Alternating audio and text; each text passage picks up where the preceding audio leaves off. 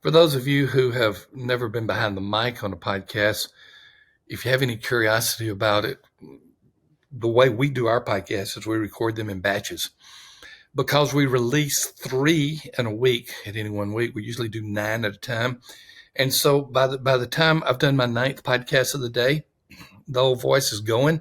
I'm on the latter part of that.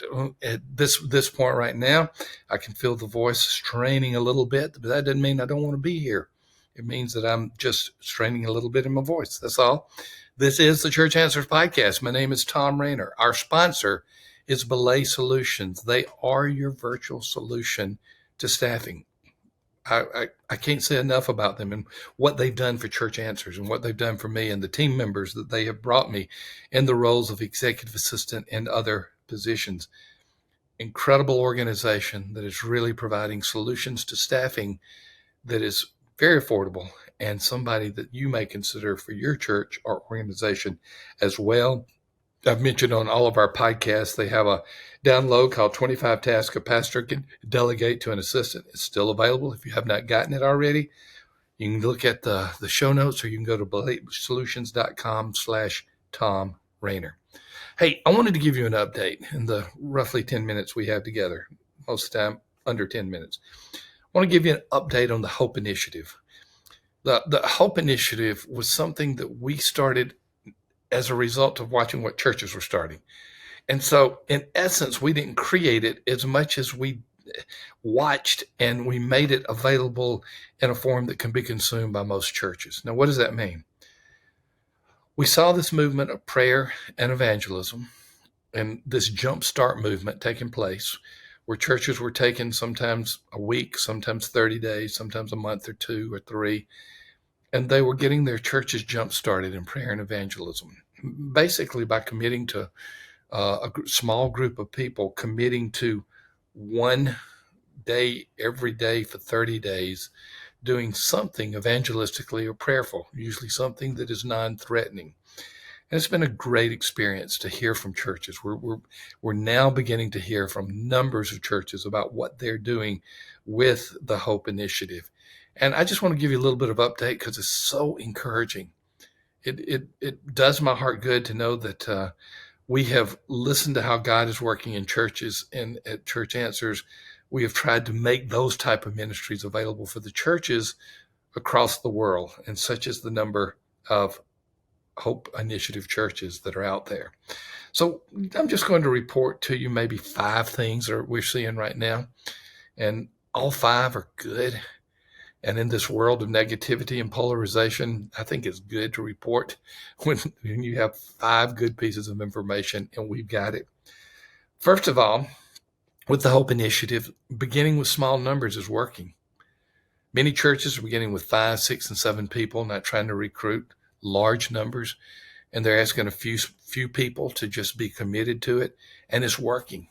I mean, the pastors don't feel this pressure to get lots of people to sign up. You get a handful of people for a 30-day commitment.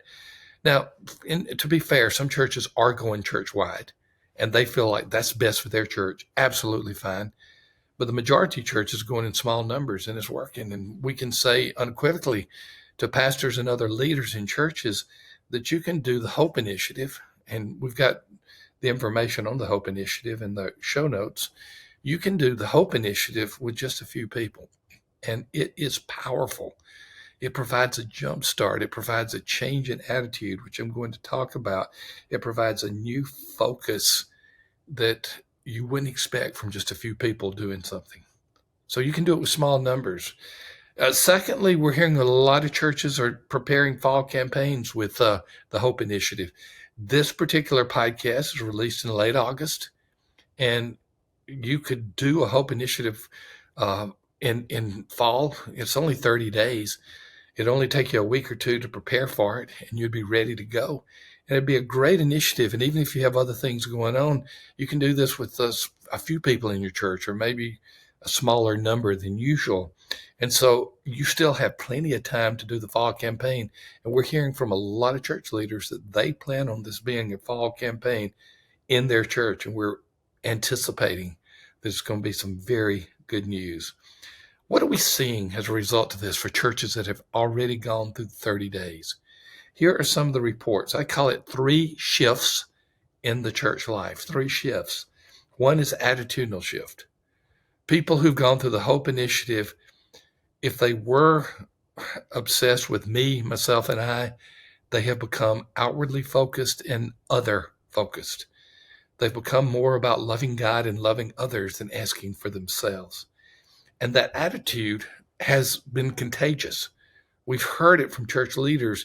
They said, we got 11 or 12 people going through the Hope Initiative, and their attitudes have shifted. But not only their attitudes, their family attitudes have changed.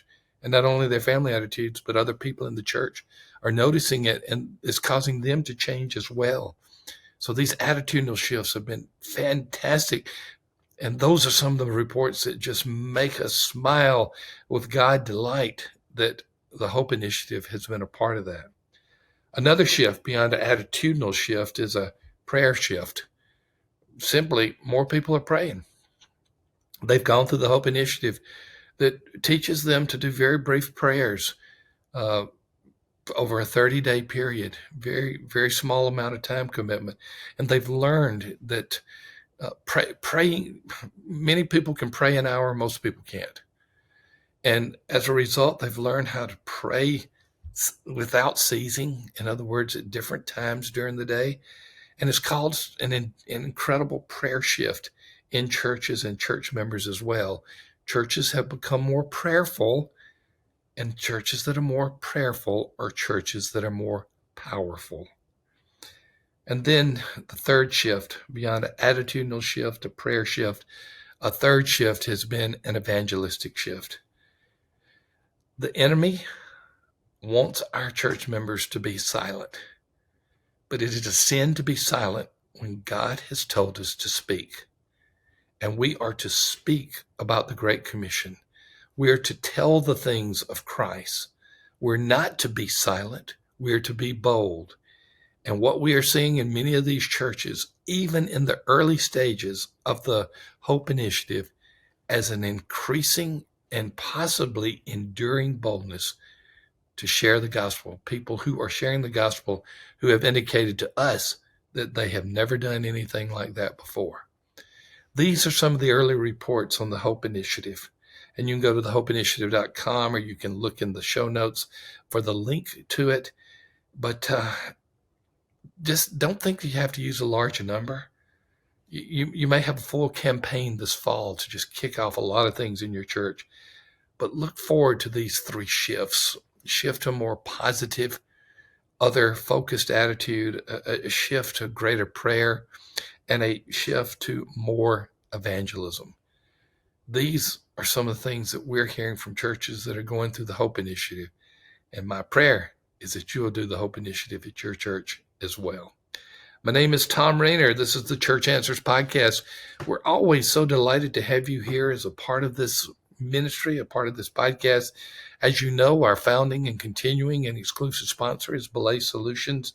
We've told you about our download, and we encourage you to check Belay Solutions out. They are truly your virtual solution worker. We love the virtual workers who've become a part of our family, because our organization is all virtual anyway, so it works well.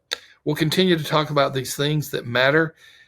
I got 2 more episodes that will be coming up in the same batch that we released this week, and it's about the future denominations. I think you'll be fascinated in that. So if you haven't listened to them already, go on and listen to the Future of Denominations Part 1 and 2, and those have been released as well. Thank you, as always, for being a part of the Church Answers Podcast. We will see you in the next episodes. Hey, folks, this is a PS to our podcast. We got some exciting stuff that we want to offer you absolutely for free. Sam, when you think about predictive factors in a church's growth, if you take out demographics, what are some things that come to mind? Just 2. I mean, don't give me a list of 10. Just 2 or 3 things that come to mind on predictive growth of a church. Well, evangelism, and whether the church is doing it or not. Bingo. And then I will add, is it an ongoing evangelism emphasis? Double bingo. Well. And maybe something about leadership and their commitment to that. So all of the above. Evangelistic churches have evangelistic pastors. Is the staff, is the lead pastor doing the work themselves. We have a free download for you, and it's actually a sheet that you can self-score. You answer 20 questions, anywhere from strongly disagree to strongly agree, and we come back and we predict what your growth rate is going to be for the next year in worship attendance. It's not a perfect tool, but it's a good tool. There's a link to that for the attendance predictor. Look in the show notes. You'll absolutely love it. That's cool. We'll see you soon.